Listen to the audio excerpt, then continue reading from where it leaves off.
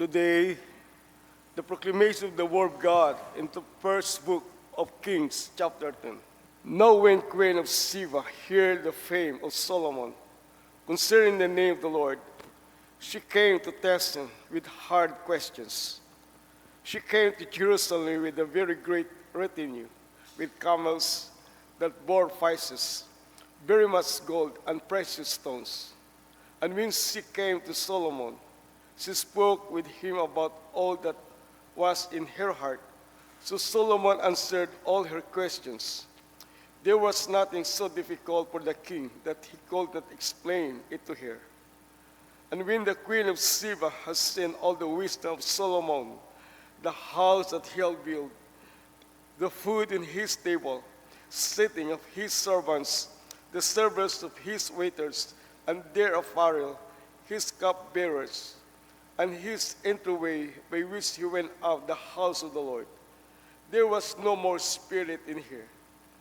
Then he said to the king, "It was true report which I heard in my own land about your words and your wisdom. However, I did not believe the words until I came and saw with my own eyes. Indeed, the half was not told me. Your wisdom and prosperity exceed in the fame which I heard. Happy are your men, and happy are these your servants, who stand continually before you, and hear your wisdom. Blessed be the Lord your God, who delighted in you, setting you in the throne of Israel, because the Lord loved Israel forever. Therefore he made you king to do justice and righteousness." Then she gave to the king 120 talents of gold, spices in great quantity, and precious stones. There never again came such abundance of spices the queen of Sheba gave to the king Solomon. The word of the Lord. Thanks be to God. Please stand for our responsorial psalm in Psalm 37. Our responses. The mouth of the just murmurs wisdom. Altogether, the mouth of the just murmurs wisdom. Commit your way to the Lord. Trust also in him. He shall bring it to pass. He shall bring forth your righteousness as the light and your justice as noonday. Response. The mouth of the just murmureth wisdom. The mouth of the righteous speak wisdom, and his tongue talk of justice. The law of God in his heart, none of his steps shall slide. Response. But the salvation of the righteous is from the Lord. He is their strength in the time of trouble. The Lord shall help them and deliver them. He shall deliver them from the wicked and save them because they trust in him. Response. The mouth of the just murmur wisdom. Glory be to the Father, and to the Son, and to the Holy Spirit. As it was in the beginning, is now, and ever shall be, world without end. Amen. The Lord be with you. The Holy Gospel of our Lord Jesus Christ according to St. Mark, chapter 7. We are reading our Mark's Gospel, chapter 7, beginning from verse 14 to verse 23. When he had called all the multitude to himself, he said to them, "Hear me, everyone, and understand. There is nothing that enters a man from outside which can defile him, but the things which come out of him. Those are the things that defile a man. If anyone has ear to hear, let him hear." When he had entered a house away from the crowd, his disciple asked him concerning the parable. So he said to them, Are you thus without understanding also? Do you not perceive that whatever enter a man from outside cannot defile him, because it does not enter his heart, but his stomach, and eliminated, thus purifying all food. And he said, what comes out of a man that defiles a man? For from within, out of the heart of man proceeds evil thoughts, adulteries, fornication, murders, theft, covetousness, wickedness, deceit, lewdness, an evil eye, blasphemy, pride, foolishness. All these evil things comes from within and defile a man.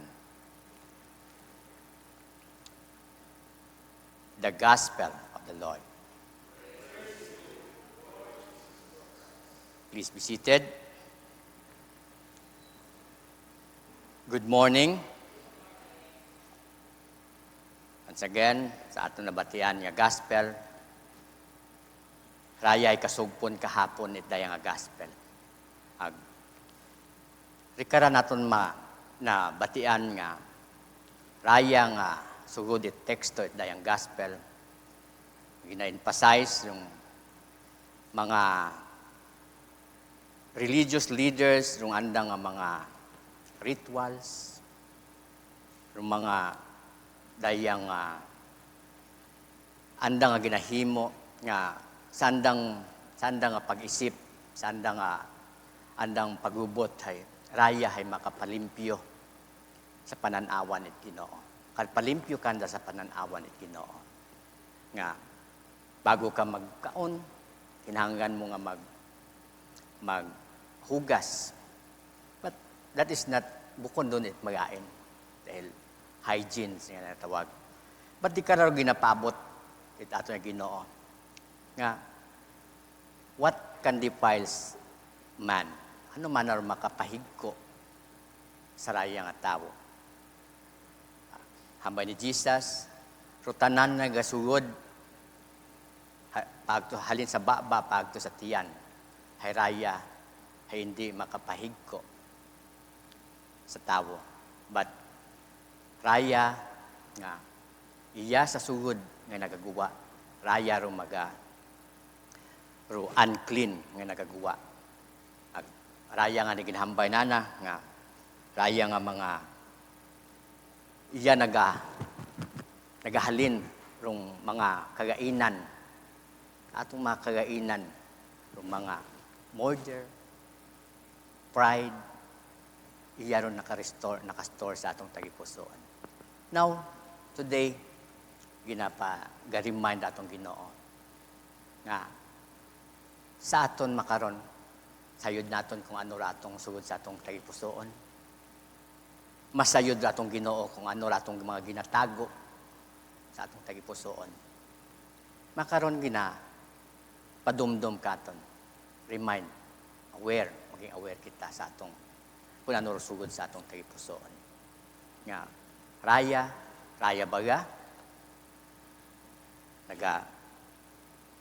sa atong mga ginahambal, makita sa atong mga hambay ra, makita sa atong action kung ano sugod atong tagipusoon. Ani makaron ro ginahambal Ginoo, ro makadepile sa aton nga sa pagkatawo naton hayrong atong sugod sa atong tagipusoon. Mahigko. But nabatian naton sa last nga Domingo about sa atong gospel sa Sunday nga about sa Sermon of the Mount, yung Beatitude. Agsambilog ka to nga yung pure of heart. Blessed is the pure of heart. Blessed yung tawo nga maputli ra ng tagipusoon, matarong ra ng tagipusoon. Dahil imamakita ang Ginoo. Raya rong ginapaabot katon. Baga kita i-check naton datong tagipusoon. Daya bagahay naka-align or daya bagahay rung naka-restore rung sugod bagahay mga mayad nga butang or ginapaabot katon nga. Pag-check sa atong sarili, sa atong kaugalingon nga. Makaroon na atong pag-examine sa atong tagipusoon nga. Maurat agalira kung sugod sang tagipusoon. Bukod at manami sa pananawat Ginoo. Makaroon atong chance nga i-check naton. Next week, magasugod yun kita sa Lenten season. Ag raya. Pero aton nga pamagandong sa aton nga kabuhi. Kung baga, una baga, kita sa atong tagipusoon bagahay, naka-align sa kagustuhan ni Diyos. Blessed are the pure in heart. Pure in heart. Daya rong ginapakita katon ni Jesus kung ano ra nang sugod sa nang tagipusoon. Blessed are the poor. Blessed are the merciful. Ngani, duyon baga sugod sa atong tagipusoon. Makaron aton nga i-check, aton nga i-check atong eksaminon atong tagipusoon. Dahil raya, he who has ear, let him hear and understand. Napabot katot Ginoo nga tanan baga atong tagipusoon hay una nagaguwa rong paghigugma.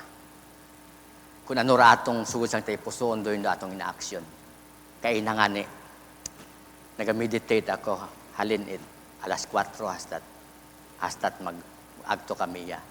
And na-delay ako dahil pag-agi namon sa sayang agagyan.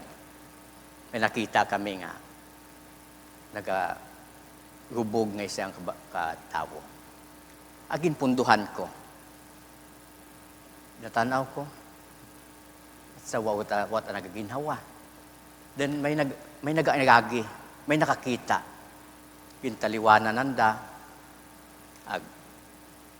Kat una-una ko, ginatanaw ko, ay ginhambanan ako, nagaginhawa pa. Ginbuitan ko artiyan, amay ko kaginhawa pa. Ginpulsuhi, abi man na sir, pulsuhan ko, na pulso man. And ambay ko, sir, pwede makon niya, tawgan lang ninyo yung rescue. Dayang kamo lang rin magpasilitar dahil may misa pa makon ako. Ambay na, thank you, good man na sir, sige panawon. Ay, hindi kita mapupus-upusan na akong isip. Least makon tawgi, may tawgan ka nga makontak ro rescue, ipa-rescue. May nakontak kami. And that is, Lord, daya bagara akon nga pagmeditar nga akong tagipusoon, dayang sugod sang tagipusoon. Ngaro iba, ginaywanan, but wa man ako alsa sang sarili nga bangko. But this is, doon na akon nga tagipusoon nga magabulig sa tao. Raya makaroon na aton nga malapadumdum katon itino. Let kung sino may duyunggan, pamatiin ninyo. Pamatiin ninyo ra akong ginahambal. Raya, kung nagatao to wisdom. Kung nagatao, raya nga kamatuuran sa aton nga tagipusoon. Agraya kung iyakaton, raya man daton nga iga kabuhi. Kabay pa, makaroon nga adlaw, reminder katon.